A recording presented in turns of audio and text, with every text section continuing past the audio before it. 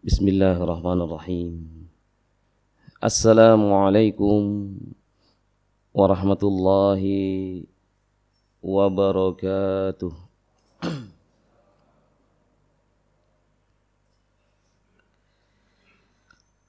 Alhamdulillah. Wassalatu wassalamu ala Rasulillah wa ala alihi wa sahbihi wa man walah, amma ba'du.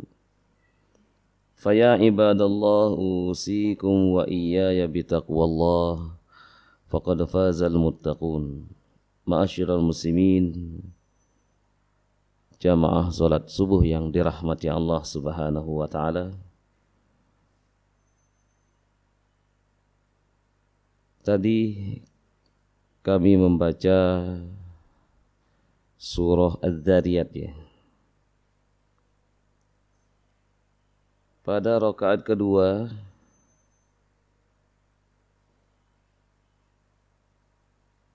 kami melanjutkan ayat yang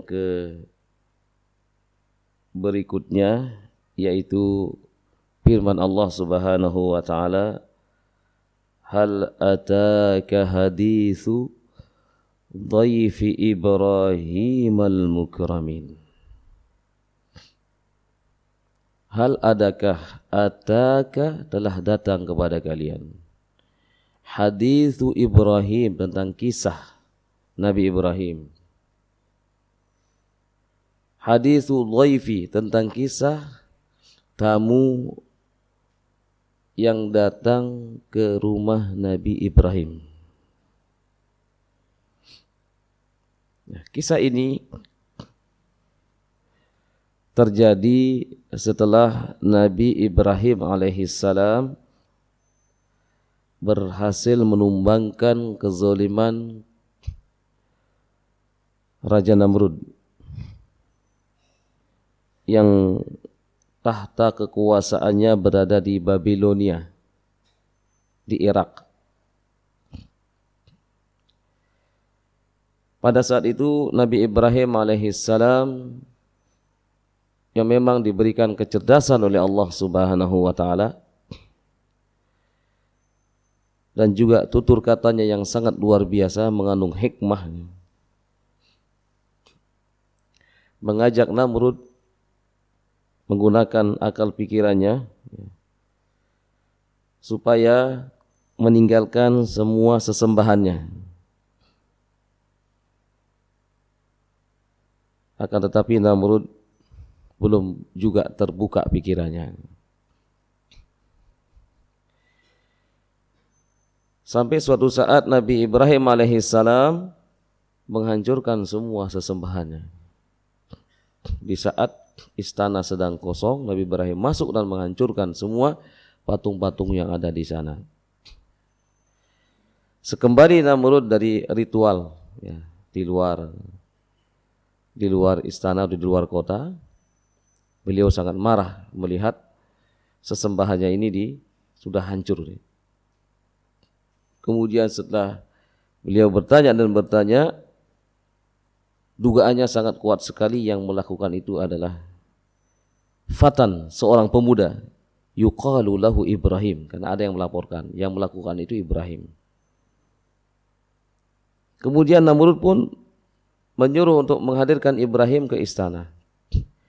Terjadilah dialog yang disebutkan di beberapa ayat di dalam Al-Qur'anul Karim, mulai dari surah Al-Baqarah ya.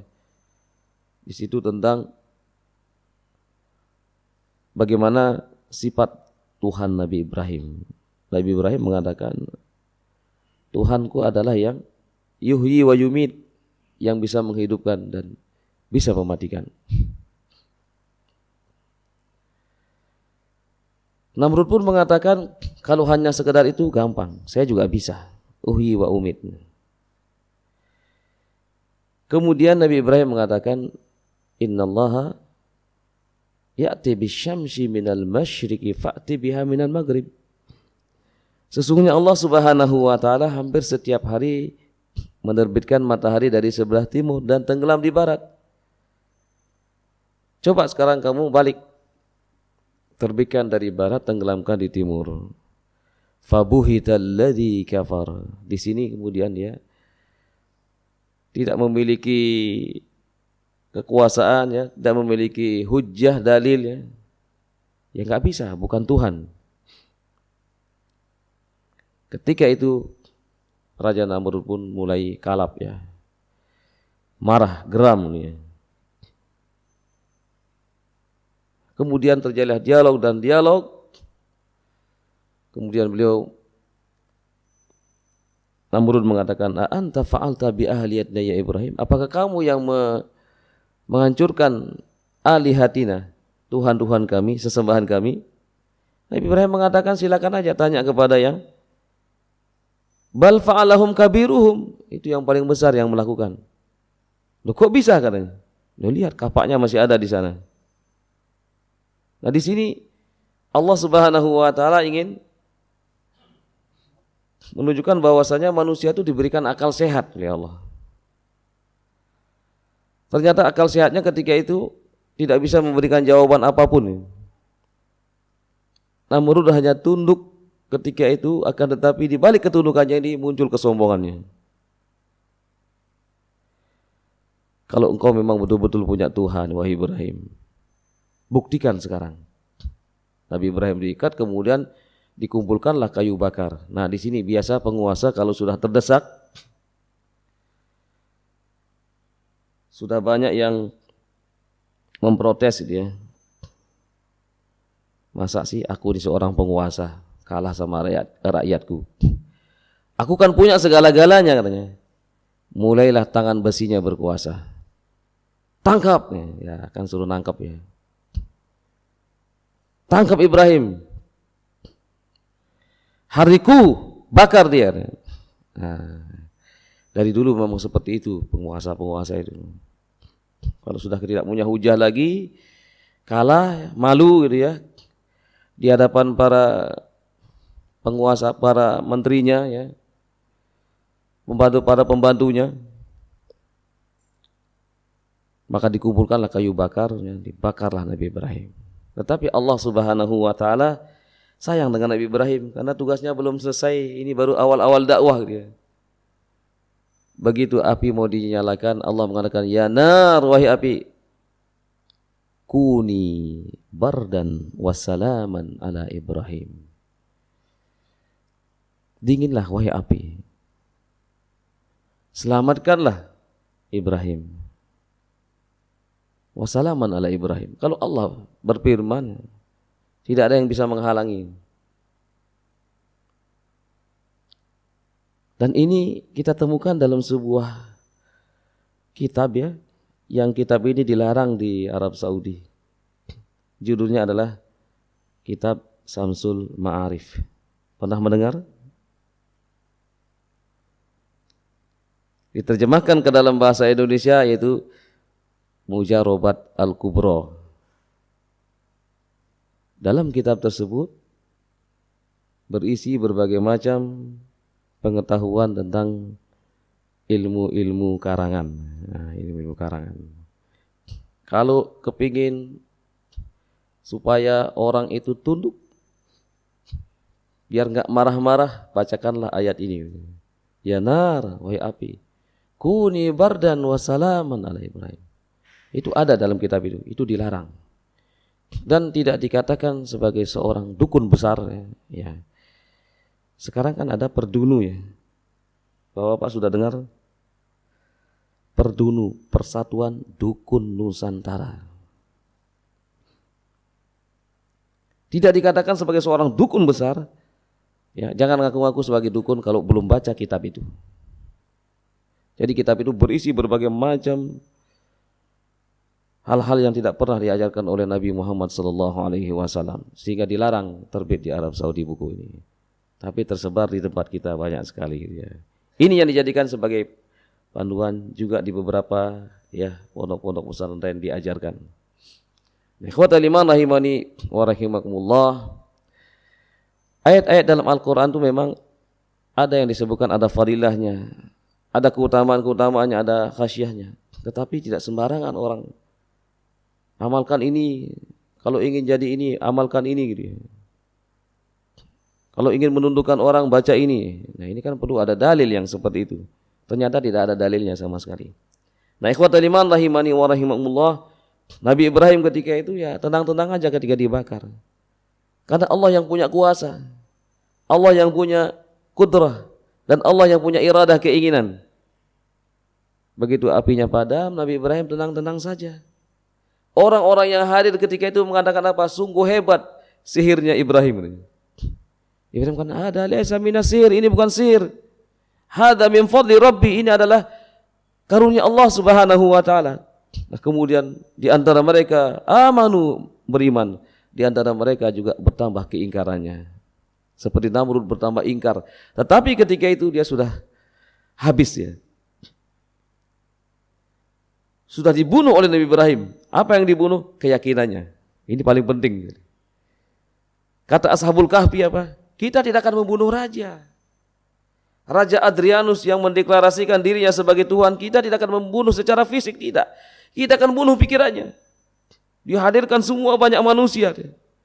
Semua mengatakan, saya mengakui bahwa Kaisar Adrianus adalah sebagai Tuhan. Tuhan bangsa Romawi dan Tuhan seluruh alam ini. Kemudian muncullah Maximilianus, Talmiha, Yulidanus, Yamanis dan Janasius, yang ketika itu maju mengatakan la ilaha fi hadzal kaun illallah. Tidak ada di alam ini Tuhan yang berhak disembah selain Allah Subhanahu wa taala.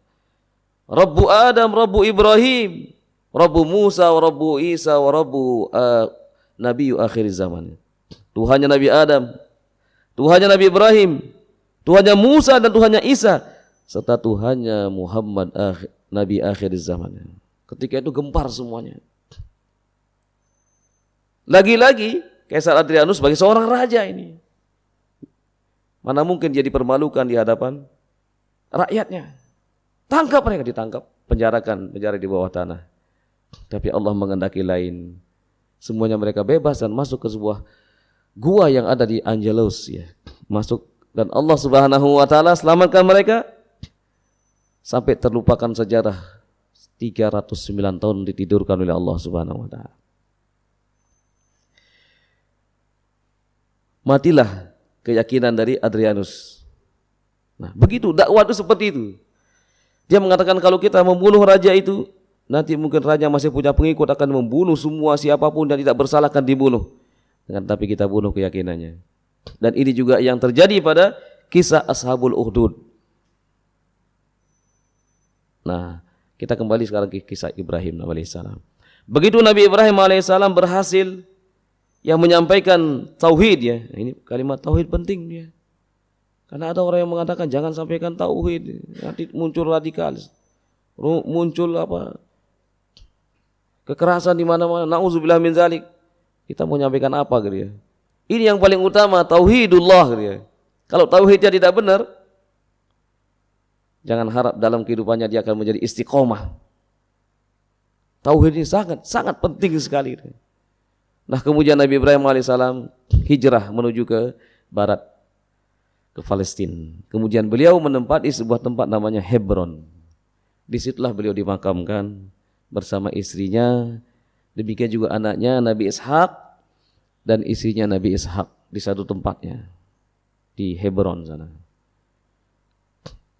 Nah, ketika beliau sampai di sana gitu ya, beliau pun menikah dengan Siti Hajar.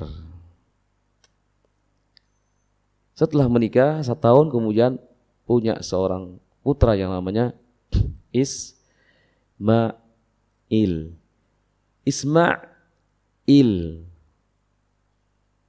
Jadi selama ini Nabi Ibrahim alaihissalam berdoa kepada Allah, kemudian didengarlah keluhan doa-doa Nabi Ibrahim oleh Allah Subhanahu wa taala, sehingga ketika anaknya lahir dinamakan Ismail. Dengarlah. Tuhan. Itu dalam bahasa Ibrani itu artinya Tuhan. Ailun. Eli, Tuhanku. Lima sabaktani, kenapa engkau tinggalkan aku di sini? Ini perkataan Nabi Isa alaihissalam di dalam kitab-kitab Yohana, Matius, Luka ya. Di dalam bahasa Arab begitu. Di dalam Al-Qur'an dalam tafsirnya Itu pun dijelaskan seperti itu. Tuhan, kenapa engkau tinggalkan aku di sini ketika dia disalib? Padahal yang disalib adalah bukan Nabi Isa alaihissalam. Nabi Isa-nya pengikutnya disuruhkan oleh Allah Subhanahu wa taala. Nah, ketika Nabi Ismail ini lahir, Allah Subhanahu wa taala memerintahkan kepada Nabi Ibrahim untuk membawa keturunannya. Nabi Ibrahim berdoa. Apa doanya? Di dalam surah Al-Baqarah, setelah Allah mengatakan wa iz yarfa'u Ibrahimul qawaida minal baiti wa Ismailu rabbana taqabbal minna ila akhir ayat, kemudian rabbana wa ba'ats fihim rasulan minhum, ya Allah, utuslah nanti dari keturunanku ini seorang rasul yang akan membacakan kepadanya ayat-ayatmu dan akan mentazkiyah mereka. Sesungguhnya engkau maha perkasa lagi maha bijaksana, ya Allah. Nah, sehingga dikatakan Nabi Muhammad alaihi salam diutus oleh Allah berkat doa Nabi Ibrahim alaihi salam. Ketika sudah membawa putranya ke Mekah, Nabi Ibrahim pun kembali ke Hebron. Nah, kemudian tidak beberapa lama kemudian, nah ini ayat yang kita baca tadi. Datang tamu-tamu yang tidak dikenal, mengatakan salaman, salaman. Salam sejahtera kepada Muhammad Ibrahim. Nabi Ibrahim jawab, salamun qaumun munkarun. Salam atas kalian, selamat atas kalian kaum yang aneh, kaum yang asing. Karena Nabi Ibrahim belum pernah menjumpai orang yang datang ini. Dia tahu masyarakatnya ada di sana. Kemudian Nabi Ibrahim, karena beliau Masya Allah luar biasa, sangat dermawan ya. Beliau diberikan kekayaan oleh Allah Subhanahu wa taala ya, berupa lembu, ya, sapi ya. Kemudian beliau ke belakang bilang sama istrinya, ini ada tamu yang datang, kita harus jamu mereka. Nampaknya tamu ini dari jauh, tidak ada, aku tidak mengenal mereka katanya. Kemudian setelah disembelih anak sapi gitu ya, kemudian setelah itu dipanggang dan dihidangkan. Begitu dihidangkan, tamunya ini tidak menyentuh sama sekali, tapi lalu suruh makan. Ala ta'kulun, tidakkah kau makan, sudah kami hidangkan? Tamunya malah tidak menyentuh sedikit pun. Nabi Ibrahim mulai takut itu ya. Ini kok ada tamu disediakan makanan enggak mau makan. Kemudian mereka mengatakan qaulu la takhaf, jangan takut. Kami datang ke sini membawa 2 pesan dari Allah Subhanahu wa taala. Apa pesan Allah? Yang pertama, engkau nanti akan mendapatkan keturunan dari istrimu ini, dari Siti Sarah. Jadi ini istri beliau yang dinikahi di Babilonia ya.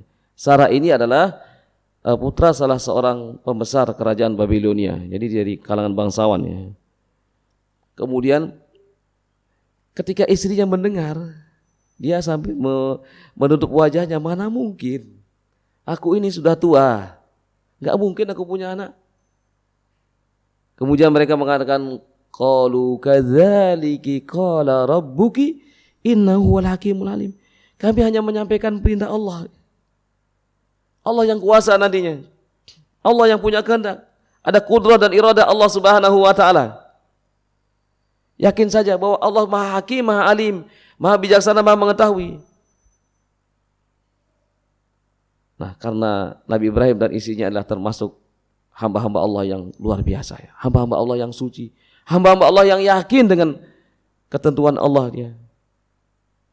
Maka ketika itu dia hamil dan mendapatkan keturunan namanya Ishaq. Dari Ishaq ini kemudian menurunkan Nabi Yakub.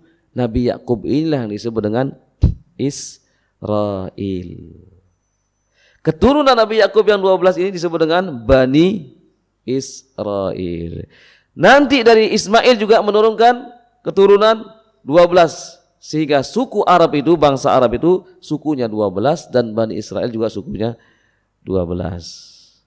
Nah, ikhwatal iman rahimani wa rahimakumullah, ini tugas pertama tamu yang datang ini. Tamu yang datang ini adalah malaikatnya. Kemudian yang kedua, Nabi Ibrahim bertanya, saya tidak teruskan ayatnya tadi. Qala fama khatbukum ayyuhal mursalun. Setelah ini kalian mau kemana? Wahai utusan-utusan Allah. Kemudian yang kedua ini kemudian mereka mengatakan inna ursilna ila qaumi mujrimin. Tugas kami yang kedua adalah kami diutus oleh Allah untuk menemui kaum yang mujrim. Jadi manusia-manusia yang jahat itu. Manusia-manusia yang melakukan LGBT itu. Kaumnya siapa? Nabi Lut. Nabi Lut dengan Nabi Ibrahim apanya? Keponakannya. Ya. Ibrahim bin siapa? Bin Haran bin Azar. Lut bin Haran bin Azar. Ibrahim bin Azar. Jadi ini Haran ini saudara Nabi Ibrahim ya.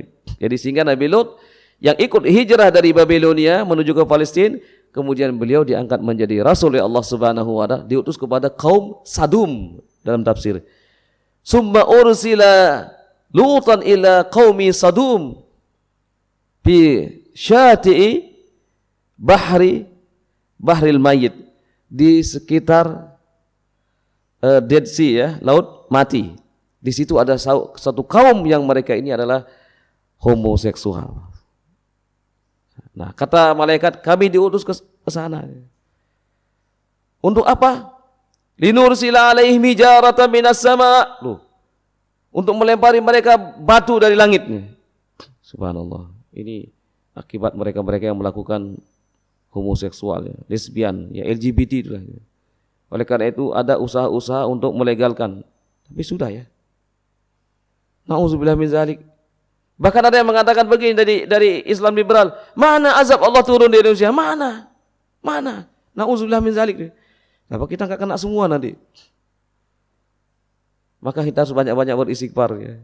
Kalau kita beristighfar, Allah berjanji Allah akan menjauhkan azab tersebut. Nah, ikhwatal iman rahimani wa rahimakumullah, sehingga utusan-utusan Allah ini kemudian menemui Nabi Lut, kemudian menyuruh Nabi Lut keluar dari kampungnya, illam ra'atahu kanat minal ghabirin, kecuali istrinya ini jahat ini. Sampai Allah abadikan dalam surah At-Tahrim, kecuali istrinya tidak selamat, yang lain selamat semuanya.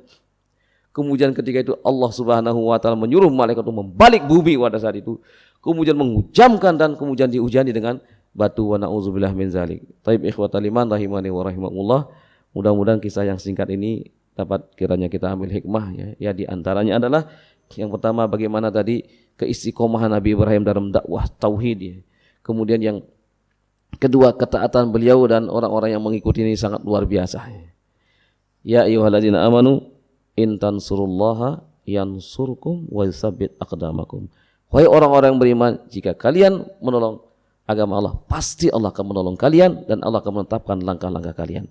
Kemudian yang kedua, yakinlah dengan takdir Allah, kudrah dan iradah. Bagi yang menikah belum mendapatkan keturunan, jangan putus asa. Berdoa terus memohon kepada Allah Subhanahu wa taala. Ya, mungkin Allah belum memberikan, ada yang belum memberikan mendapatkan keturunan, ya sekalipun sudah tua tetap berdoa memohon kepada Allah. Doanya Nabi Zakaria apa? Rabbi habli minas salihin. Ya Allah, anugerahkan kepadaku entah bagaimana caramu ya Allah, karena istriku sudah tua katanya. Kemudian Allah pun mendengarkan doa Nabi Zakaria alaihissalam. Aqulu qawli hadza wa astaghfirullah li wa lakum. Subhanakallahumma wa bihamdika asyhadu an la ilaha illa anta astaghfiruka wa atubu ilaik. Wal 'afwu minkum. Assalamualaikum warahmatullahi wabarakatuh.